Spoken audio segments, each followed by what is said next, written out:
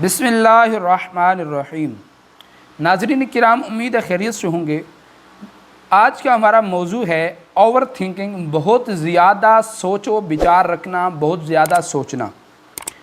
ناظرین کرام، ایک شخص کو ہارٹ اٹیک ہوا، اسے ہسپتال میں داخل کر لیا گیا اور انجیو پلاسٹی کرنے کے بعد کچھ ہی دنوں میں چھٹی دے دی گئی۔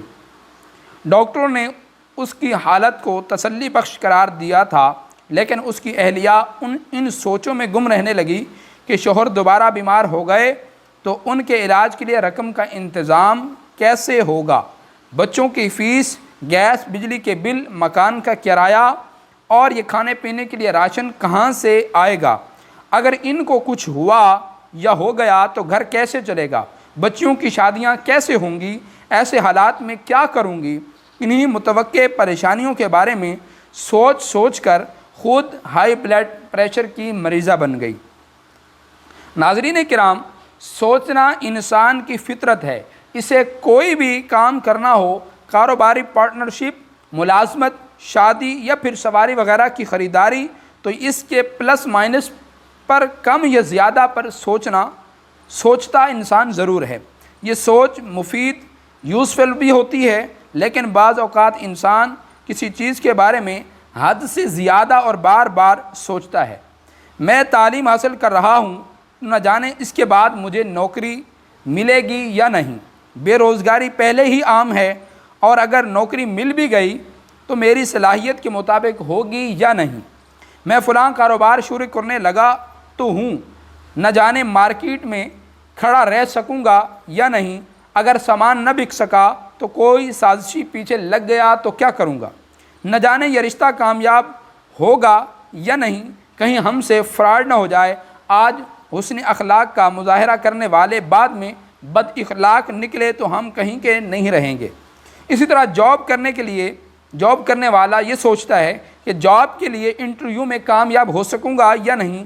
ویسے بھی آج کل رشوت اور سفارش خوب چلتی ہے، انٹرویو لینے والوں نے مجھے جان بوجھ کر فیل کر دیا تو نوکری کیسے ملے گی، مجھے جاب تو مل گئی لیکن کچھ ہی دنوں بعد کوئی بہانہ بنا کر مجھے جاب سے نکال دیا گیا تو میں کیا کروں گا، فلاں نے میری کال ریسیو نہیں کی یا واٹس ایپ کا جواب کیوں نہیں دیا، ضرور کسی نے اسے میرے خلاف ورغلایا ہوگا یا ابھارا ہوگا، کوئی میرے خلاف سازش کر رہا ہے، تبھی تو سیٹھ نے مجھے جھاڑ پلائی ہے، مجھ پر کسی نے جادو کروا دیا ہے کہ کوئی کام ڈھنگ سے نہیں چل رہا، اگر ایسا ہو گیا، اگر ویسا ہو گیا تو میرا کیا بنے گا۔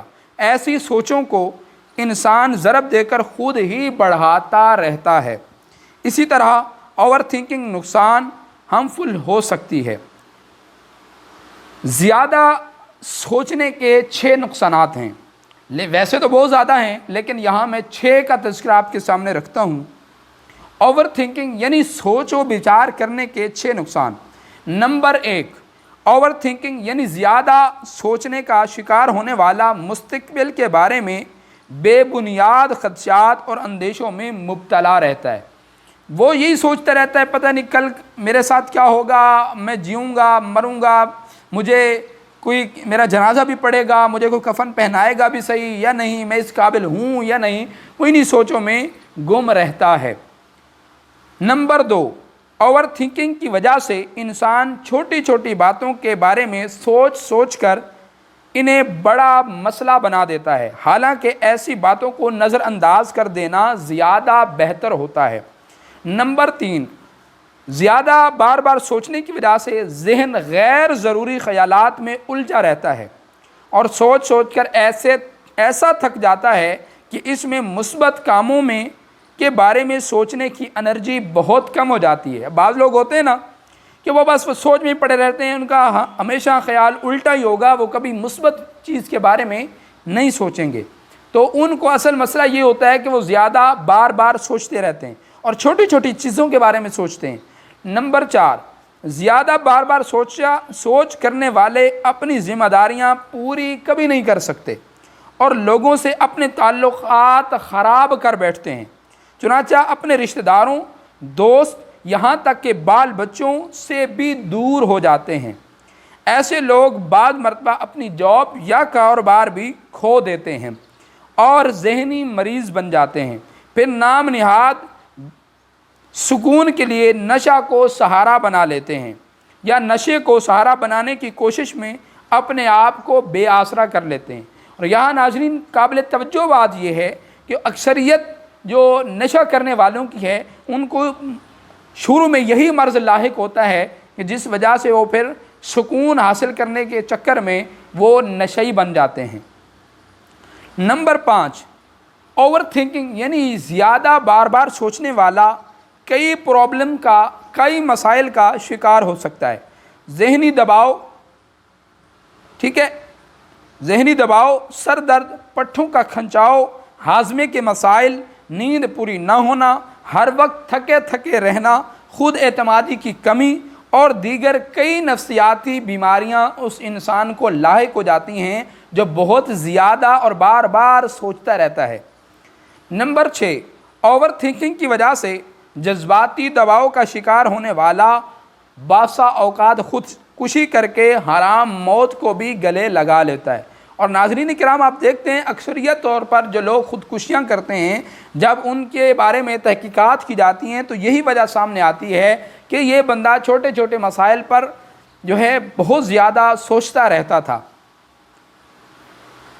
اوور تھنکنگ پر قابو پانے کے 9 طریقے، یعنی کہ بہت زیادہ جو لوگ سوچتے ہیں، یا آپ کو بھی اگر ناظرین کرام بہت زیادہ سوچنے کی عادت ہے، بہت زیادہ سوچنے کی بیماری لاحق ہو گئی ہے، تو اس پر ہم کیسے قابو پا سکتے ہیں، اس کے 9 طریقے آج میں آپ سے اسی ویڈیو میں شیئر کروں گا۔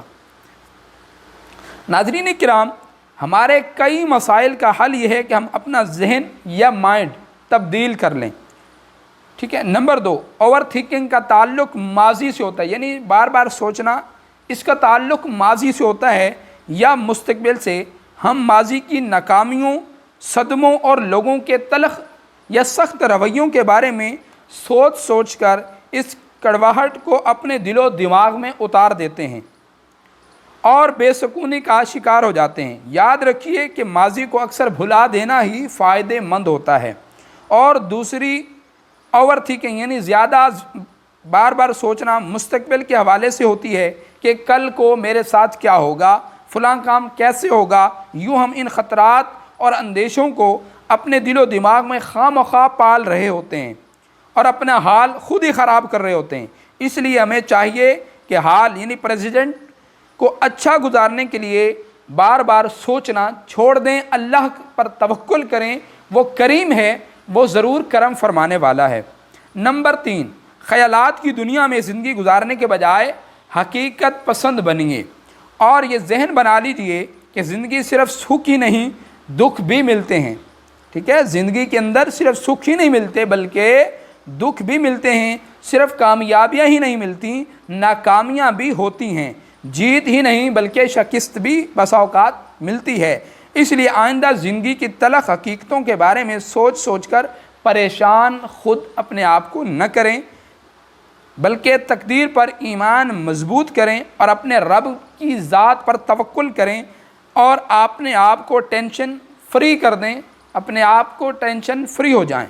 نمبر 4، زندگی جتنی باقی ہے اوور تھنکنگ کا بوجھ اٹھا کر نہ گزاریں، یعنی زیادہ سوچ کر اپنے آپ کا وقت برباد نہ کریں۔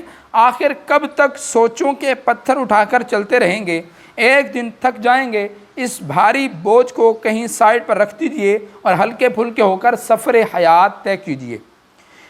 نمبر 5، ان سوچوں میں نہ رہیں کہ آپ کا کون سا کام کس طرح بگڑ سکتا ہے، بلکہ بگڑے ہوئے کاموں کو ٹھیک کرنے کے بارے میں سوچنا شروع کر دیجئے۔ نمبر 6، ذہن فارغ رہے گا تو کوئی بھی سوچ اس میں گھس جائے گی، اس لیے خود کو مصروف کر لیجئے۔ علم دین سیکھیے، کتابیں پڑھیے، کوئی ہنر سیکھ لیجئے، اسکلز سیکھیے، اپنی آخرت کی بہتری کے لیے آخرت کو بہتر بنانے والے امور کے بارے میں سوچیے۔ نمبر 7، بعض لوگوں کے ذہن پر فیکشن کا بھوت سوار ہوتا ہے، پھر وہ نارمل معیار کا کام بھی نہیں کر پاتے۔ اس لیے جتنی آپ کی صلاحیت ہے اس کے مطابق بہتر کام کرنے کی کوشش کریں۔ دنیا کا سب سے بہترین کام کرنے کا सोच सोच कर दुबले न हों, कमज़ोर अपने आप को न करें। नंबर 8, मुस्बत इंफॉर्मेशन पर फोकस रखें, मनफी ख़बरों पर तवज्जो न दें। आपकी सोच पॉजिटिव मुस्बत हो जाएगी जो आपको बेचैन नहीं करेगी, अपने आप आपको सुकून देगी।